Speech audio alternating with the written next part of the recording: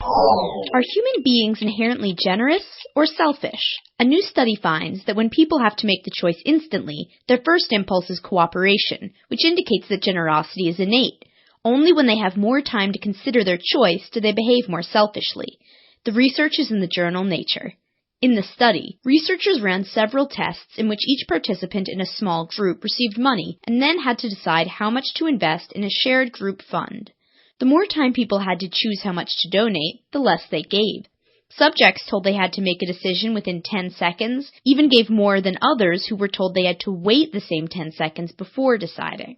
Because snap decisions are based on intuition, the researchers concluded that generosity is the intuitive human response.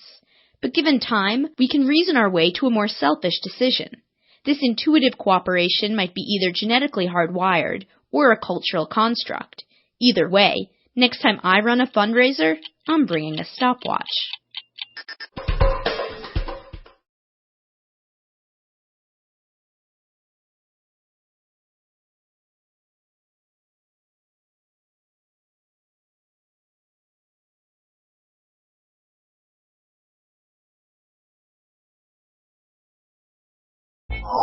Most of our serious illnesses and deaths in the U.S. now come from preventable diseases, such as heart disease. But we know what works to improve health. A new report recommends 43 changes that can make big improvements. To arrive at their recommendations, researchers reviewed more than 1,000 studies of public health. Their findings are in the American Heart Association journal, Circulation. Some of the suggestions, such as tightening restrictions on smoking, are already paying off in many areas. Others, such as increasing taxes for unhealthful foods, might face stiff opposition, but could pay off large dividends in health savings later. But some surprisingly simple suggestions could be easiest to institute. Try extending the hours for public parks and schools' recreation facilities, or improving sidewalks and visual appeal of neighborhoods to make people want to walk, bike, or run there more often. The authors of the paper argue that the next step is just for policymakers to put these changes into action.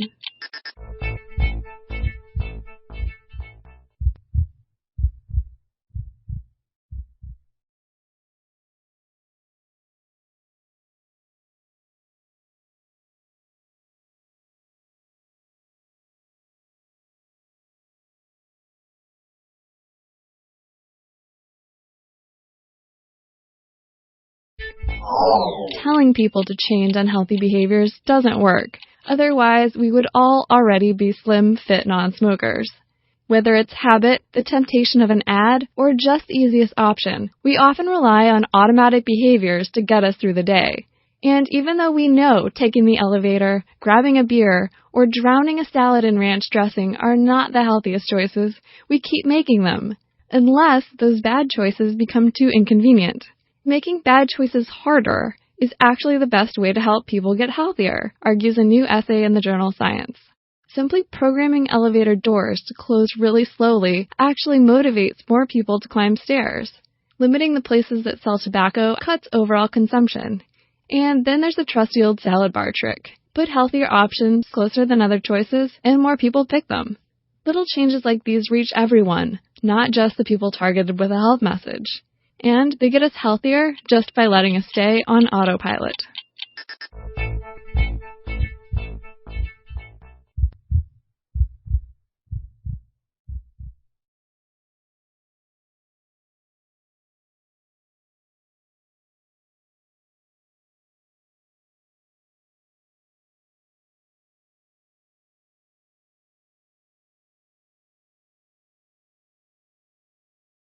Lab tests, music, and lighting can affect how much people eat.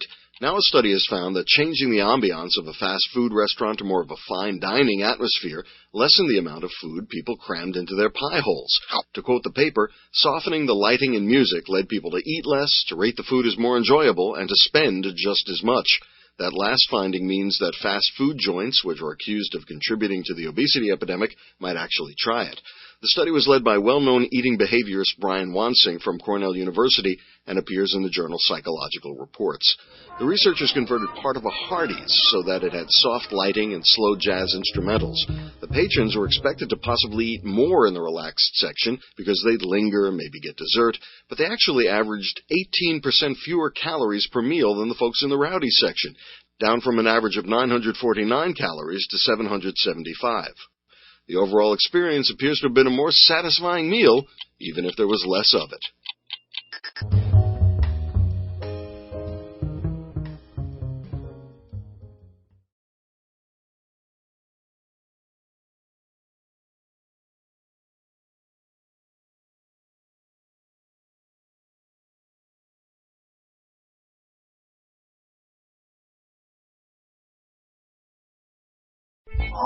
Doctors know a lot about prescribing medications. Take 2 brisk walks and call me in the morning. But for many patients, a light, get-moving plan might be just what the doctor should have ordered. Many of us aren't exactly in peak physical condition, but a large number of people are actually deconditioned. So says the Mayo Clinic's Michael Joyner in an essay in the Journal of Physiology. After surgery, illness, pregnancy, or extended inactivity for any reason, people might feel faint or fatigued when they try even mild exercise. These signs, Joyner argues, should be recognized by doctors not as symptoms that should be treated with drugs, but rather as a medical state of deconditioning that might be better helped with a gentle guided exercise program. It might sound counterintuitive that fatigue can be beat back with exercise, but remember Newton. Isaac, not Fig. A body at rest stays at rest, and a body in motion needs to resist external forces acting upon it that might slow it down.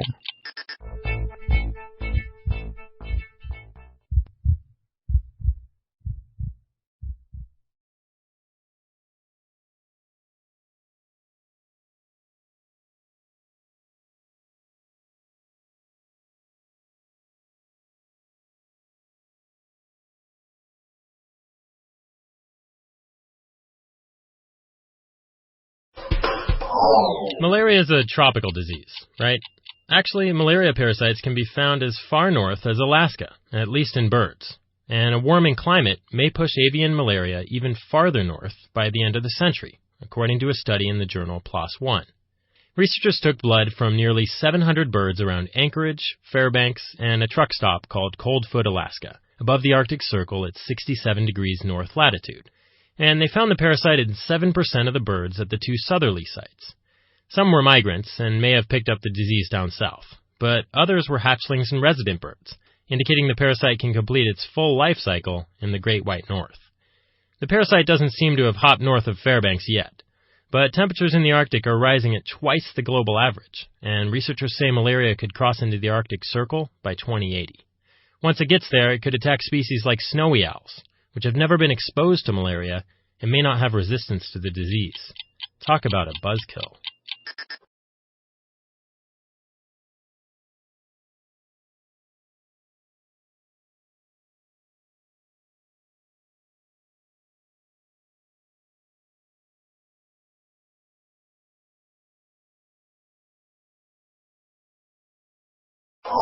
Macular degeneration causes visual distortion and even complete loss of sight. When the wife of chemistry Nobel laureate Walter Kohn was diagnosed with macular degeneration, he wanted to do something.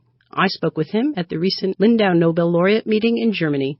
We are developing a corrective device, including interaction with the patient who is following a certain routine and who tells us his perceptions that arise. A macular degeneration patient looks at a completely regular grid on a computer screen, but because of the condition, the grid will appear distorted. The patient uses a mouse to adjust the grid to appear normal. We receive from the patient an edited piece of graph paper, and from the way the patient edits it, we can tell what the distortions are that he perceives, and from these we can then develop devices that correct these distortions.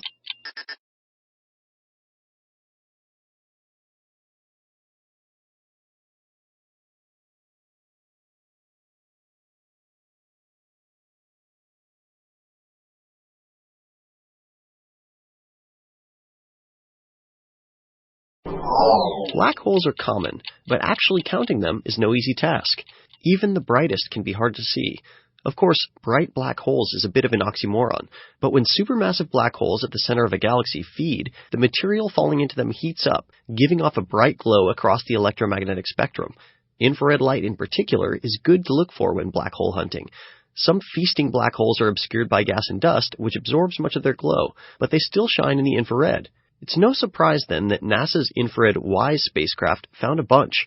WISE launched in 2009 to survey the entire sky in the infrared. Now researchers have used WISE data to count the luminous black holes in a well-known corner of the sky called the cosmos field. In just that tiny region, WISE found about 130 glowing black holes, or active galactic nuclei. The study will appear in the Astrophysical Journal. Extrapolating from this small area, at least 2 million active black holes dot the sky, confirming that these extreme astrophysical objects are common indeed.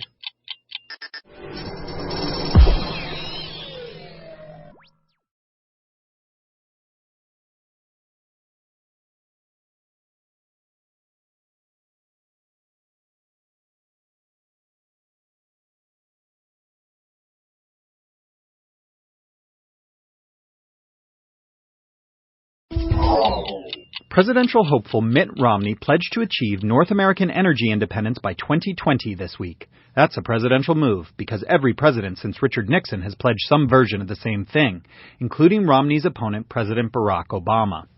Obama's version is called the all-of-the-above strategy: more domestic oil production to reduce imports, more electricity derived from wind, sunshine, and natural gas added to the U.S. grid, even more coal, as long as it has CO2 capture and storage attached. Romney's plan differs only in the details, that increased domestic oil production should come from drilling in the Arctic National Wildlife Refuge and other public lands, for example, as well as off the eastern seaboard. Both candidates love biofuels, even ethanol from corn.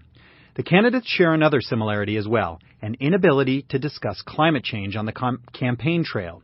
And global warming is one of the largest environmental results of U.S. energy policy, or for the past half-century, the lack of a coherent one. Until issues like climate change are included in the discussion, any energy plan is just a lot of hot air.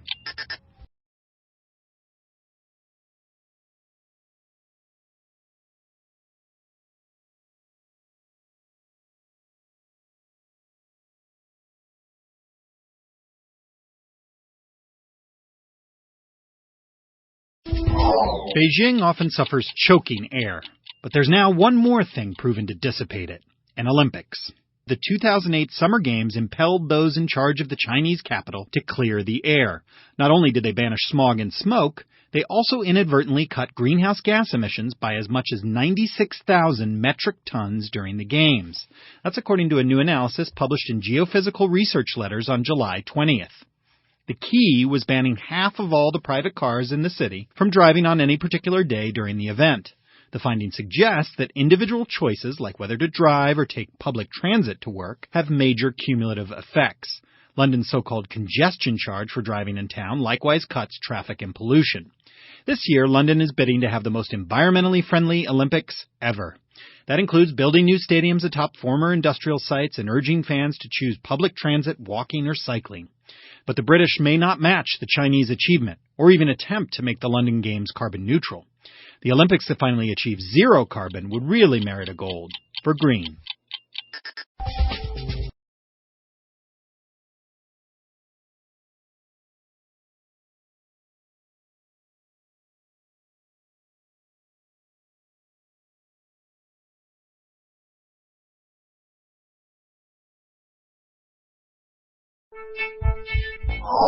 How many rolls, cookies, or baby carrots would you have to eat to feel full? It's probably more than you'd want to admit. It may not even be possible with carrots. But what if you ate that volume of filet mignon?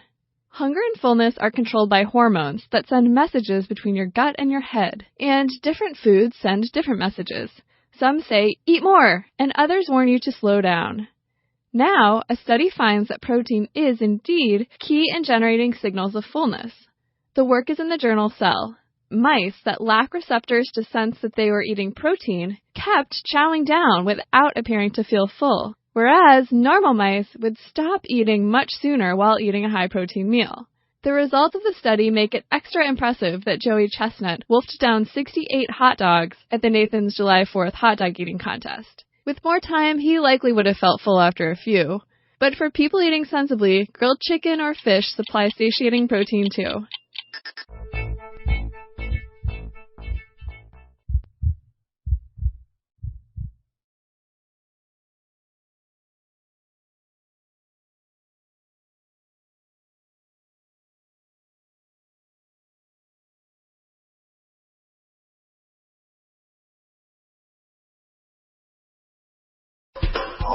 Olympic athletes submit their bodies to grueling training, and then they soar around the world to meet the competition. American East Coast athletes traveled 5 time zones to get to London. West Coast athletes leapt over 8 and increased the odds that they'll get a cold, if not the gold. So says a study in the British Journal of Sports Medicine. Researchers tracked 259 elite rugby players in the 2010 Super 14 rugby tournament. The 16 weeks of games took place in Australia, South Africa, and New Zealand. On average, there were 21 illnesses per 1,000 player days, but players in their home countries endured only 15 illnesses per 1,000 days. And when a team traveled more than 5 time zones in either direction, illness rates more than doubled. The number dropped back to 10 after they flew back home. The illnesses were primarily infections, such as respiratory or intestinal illnesses. A weakened immune system does not appear to be a factor. The researchers suggest that differences in temperature, pollution, allergens, and different foods and local microbes are the likeliest culprits. One more element that might give European Olympians a home field advantage.